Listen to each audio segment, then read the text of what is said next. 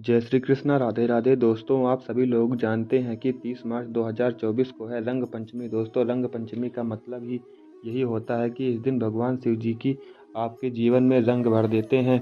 अब दोस्तों, रंग पंचमी के दिन आप लोगों को भगवान शिव जी को प्रसन्न कैसे करना है, देखो होली से लेकर रंग पंचमी के दिन पूरे दिन होली ही होती है। और दोस्तों, इन दिन आपको भगवान शिव जी को आसानी से प्रसन्न कर सकते हैं, लेकिन विशेष रूप से जो दिन होते हैं वह होली के दिन होता है और रंग पंचमी के दिन होता है। तो होली के दिन अगर आप भगवान शिव जी को प्रसन्न नहीं कर पाए तो आपके पास एक बहुत ही बड़ा और दूसरा मौका है, जो कि साल में केवल सिर्फ एक बार आता है। रंग पंचमी का दिन जो है वो बहुत ही खास दिन होने वाला है। रंग पंचमी के दिन आप लोगों को एक लाल फूल और एक सफ़ेद फूल वाला उपाय जरूर करना है, क्योंकि यह एक ऐसा उपाय है जो कि पंडित जी ने बताया है कि जो भी व्यक्ति इस उपाय को करते हैं बड़ा होकर मिलता है। तो आपको इस मौके को हाथ से नहीं छोड़ना है। इस दिन आपको एक लाल फूल और एक सफ़ेद फूल वाला उपाय अवश्य करना है। लेकिन कैसे करना है, तो चलिए अब मैं आप लोगों को बता देता हूँ कि इस वाले उपाय को कैसे करना है। तो चलिए अब हम समझते हैं कि इस उपाय को कैसे करना है चाहिए और किन किन बातों का ध्यान रखना चाहिए। दोस्तों, उपाय बहुत ही आसान है, लेकिन समझने वाली बात, इसलिए वीडियो को पूरा देखना। और सबसे पहली चीज़ हम लोग समझते हैं कि एक लाल और सफ़ेद फूल वाले उपाय को कब करना है चाहिए। तो हम लोग पहले भी बताया है कि यह उपाय आपको 30 मार्च रंग भरी पंचमी के दिन करना चाहिए। अब बात कर लेते हैं इस उपाय को किसको करना चाहिए।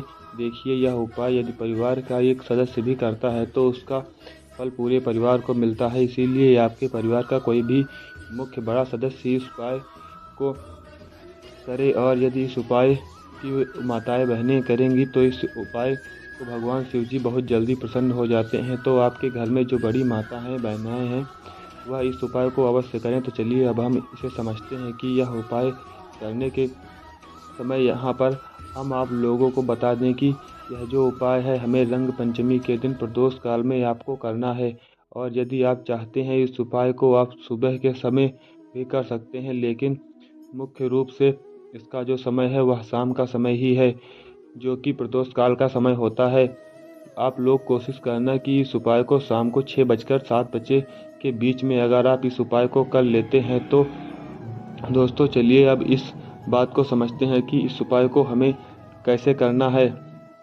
इस उपाय को करने के बाद आपके जीवन में बहुत सी खुशियां आएंगी, आपकी मनोकामनाएं पूर्ण होंगी, आपकी धन की समस्या दूर होगी, आपकी पैसों की समस्याएं दूर होंगी। तो यदि आपके जीवन में किसी तरह का कोई समस्या चली आ रही है, पैसे से जुड़ी कोई समस्या हो सकती है, मनोकामना से जुड़ी कोई समस्या हो सकती है, तो खत्म हो जाएगी। आप इस उपाय को कर सकते हैं। तो ये यह हो गई इस उपाय को करना क्यों है।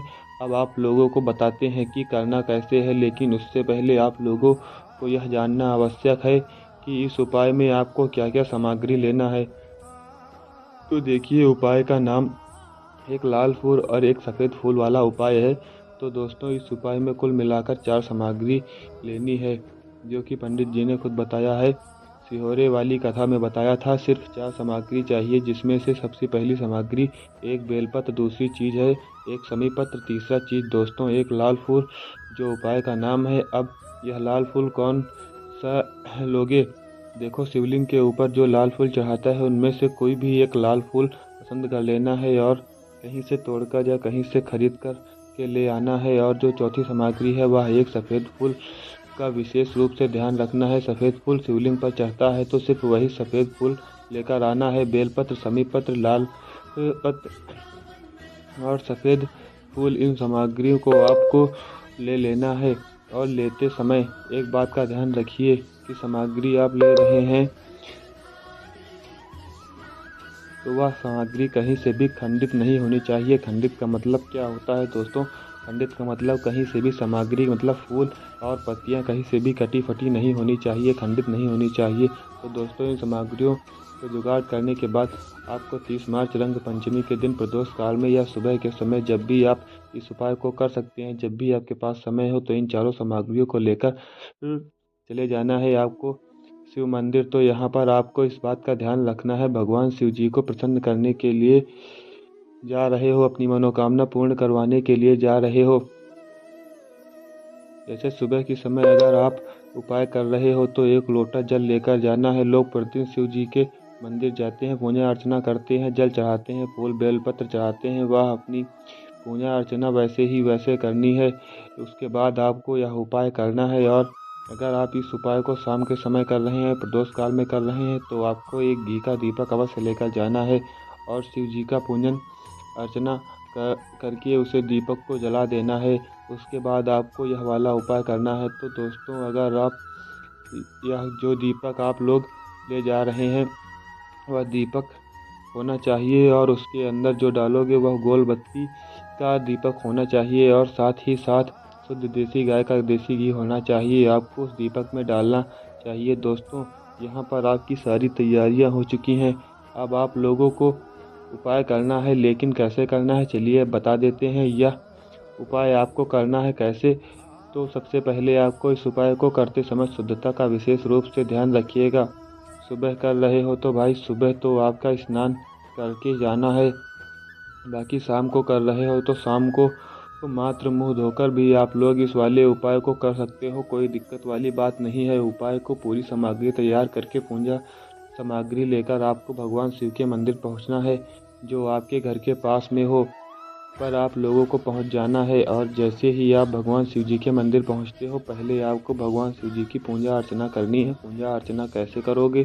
सुबह के समय गए हो तो एक लोटा जल वगैरह जो आपकी पूजा सामग्री है उसे सबसे पहले आपको पूजा करना है। उसके बाद एक लोटा जल चढ़ाना है। एक लोटा जल लेकर गए हैं शिव जी के शिवलिंग पर मात्र एक लोटा जल की धारा धीरे धीरे करके चढ़ानी है।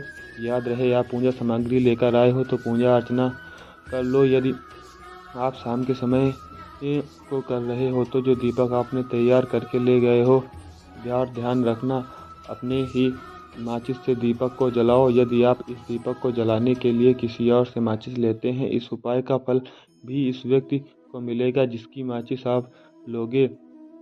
तो इस बात का विशेष रूप से ध्यान रखना। उसके बाद आप लोगों को यह उपाय करना है। चलिए बताते हैं कैसे करना है। तो सबसे पहले आप लोग अपनी वह चारों पूजन सामग्री निकाल लीजिए जो उपाय के लिए आप लोग सामग्री लाए हुए हैं। तो माता अशोक सुंदरी जी का स्थान देख लीजिए। ठीक है, माता अशोक सुंदरी जी का जो स्थान होता है वह जलधारी के ऊपर होता है। जलधारी का बिल्कुल बीचों बीच में होता है। आप लोगों ने देखा भी होगा शिवलिंग की जलधारी होते हैं। जलधारी के बिल्कुल बीचों बीच का स्थान होगा वह माता अशोक सुंदरी जी का स्थान होगा, क्योंकि यहीं पर हमें यह उपाय करना है। सबसे पहली चीज़, अब हम उपाय को करना शुरू करते हैं। आप सबसे पहले अपनी एक बेलपत्र उठा लो। एक बेलपत्र को आपको माता अशोक सुंदरी जी के स्थान पर सबसे पहले समर्पित कर देना होगा। बेलपत्र की डंडी का मुख होगा जलधारी की तरफ, यहाँ से जल नीचे गिरता है। उसके बाद में आपकी एक समी पत्र उठा लो।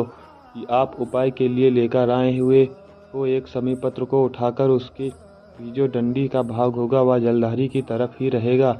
जहाँ से जल नीचे की ओर गिरता है उस तरफ करके और पत्ती वाला भाग शिवलिंग की तरफ करके इस समी पत्र को भी उसी बेलपत्र के ऊपर आपको समर्पित कर देना। ठीक है। फूल जो आप उपाय के लिए लाए हैं वह फूल लेकर आए हुए हैं। इस लाल फूल को खिला हुआ भाग आपको, चाहे वो गुलाब का फूल हो, चाहे कोई सा भी फूल हो, चाहे गुड़हल का फूल हो, शिवलिंग पर चढ़ता हो, उस फूल का जो खिला हुआ भाग है उस भाग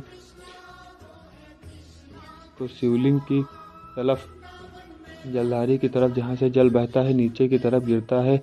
आखिरी में आपका एक सफ़ेद फूल बचा हुआ है। इस सफ़ेद फूल को भी आपको लेना है और सफ़ेद फूल को भी खिला हुआ भाग होगा उसे शिवलिंग की तरफ जहाँ से शिवलिंग रखा हुआ है उस तरफ की डंडी का भाग जलधारी के पीछे की तरफ हो जाएगा। मतलब जहाँ से जल बहता है और नीचे गिरता है।